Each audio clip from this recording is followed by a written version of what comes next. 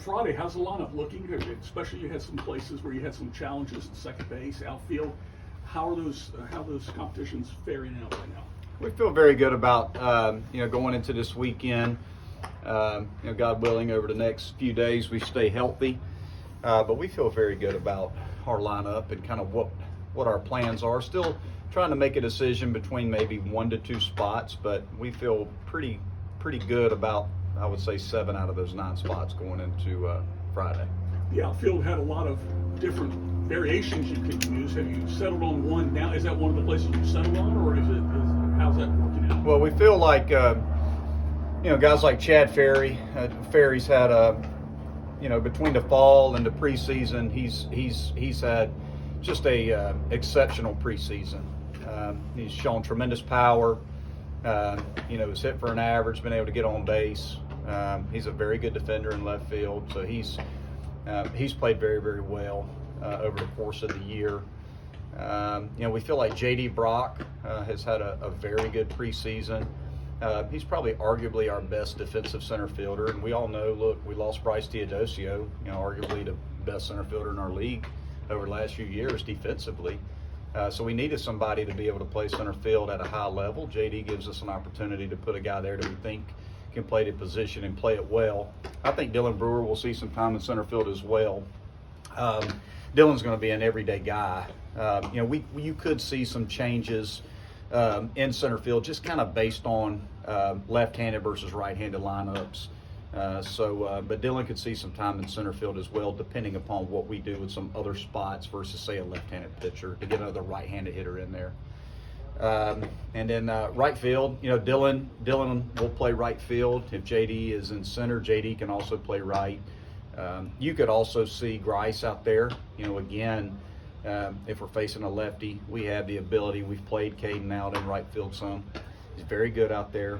We could play Caden in right field to get another right-handed hitter in the lineup in the infield. So we have some options, but I would say, that's primarily the group that going into the weekend that you could see in those 3 spots. I would say Ferry, Brock, Brewer in the outfield with Grice at first, and then if we face a lefty, which we don't know their rotation yet, but if we face a left-hander to get another right-hander in that lineup, we could potentially move Dylan over to center field.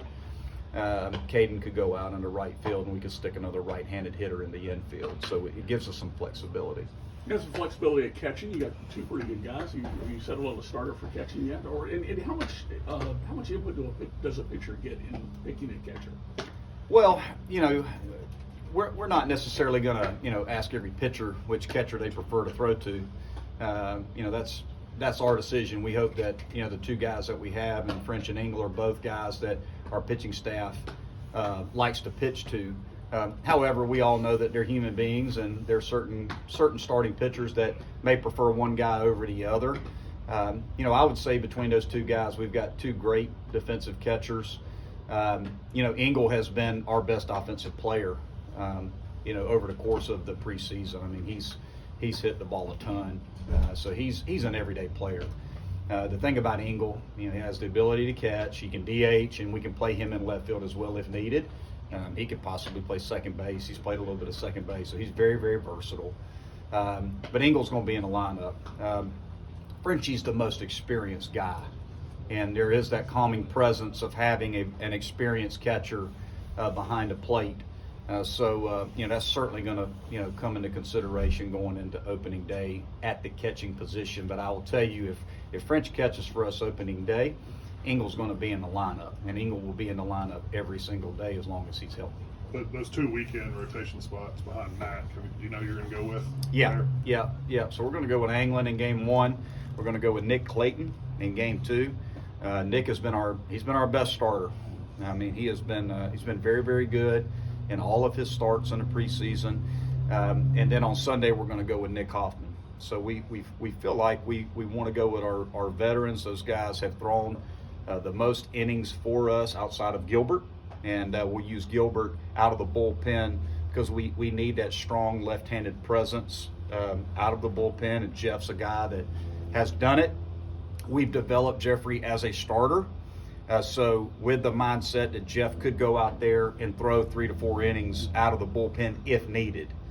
So we've built him to be a long reliever, sort of a piggyback option behind one of those starters, or be able to use him multiple times over the weekend. So that's our plan. What's Hoffman done to sort of get that Sunday spot for now? Well, just look at his numbers. You know, his numbers. He's one of the best pure strike throwers in the league. I mean, his command is exceptional.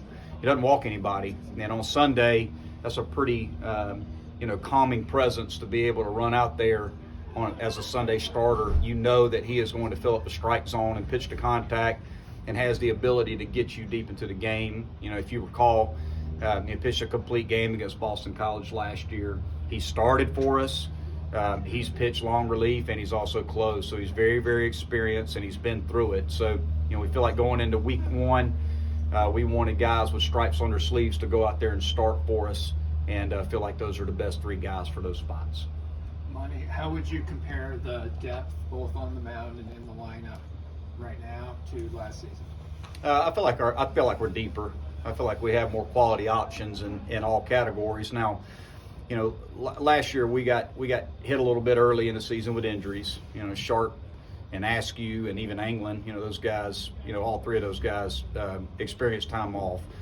A big part of that is just going to be luck. We have to be a little bit lucky when it comes to staying healthy. As we sit here right now, we're pretty healthy. We have a majority of our roster is available and ready to go. We have a couple guys out, but for the most part, you're more than likely you're not going to throw more than 8 to 10 guys on the weekend. If you're pitching more than 8 to 10 guys on the weekend, you're in trouble. So we feel like we're going to be able to run 8 to 10 quality arms out there over the course of the weekend. And from a lineup perspective, we feel very good. Probably, I would say 6 to 7 of those guys are going to be everyday guys, and we do have some platoon options, whether we face a lefty or righty, in 2 to 3 of those spots. Just aside from Will Taylor, who are some of the guys that are dinged up or trying to get back to 100%? Well, the only guy right now, going into the weekend, is Rob Hughes, a veteran reliever for us. He's out right now, and we're not quite sure how long he's going to be out. I think we'll know more possibly in the next few days. So right now, Rob is out for the weekend. Besides that, we expect, outside of Will, obviously, we expect everybody else to be healthy and ready to go. What about the closer spot? Yeah, Ryan Ammons will close the game for us in the ninth inning. He's he's been just, again, absolutely dominant throughout the whole course of the season. So he'll be the guy that gets the ball in the ninth inning in a safe situation. Another guy that could be in that mix too, if we use Ryan. Again, look, we're going to try to win game one. So, if Ammons, goes out there, if we have to use Ryan, say, for instance, in the 8th and the 9th, and he's not available, another guy that could be in the mix would be like an Alex Edmondson, Casey Talent, who's a true freshman, has been awfully good. Jay Dill, another freshman's been up to 95, 96 as a power arm. But Ammons will get the ball at the end of the game, in a safe situation. Hey, so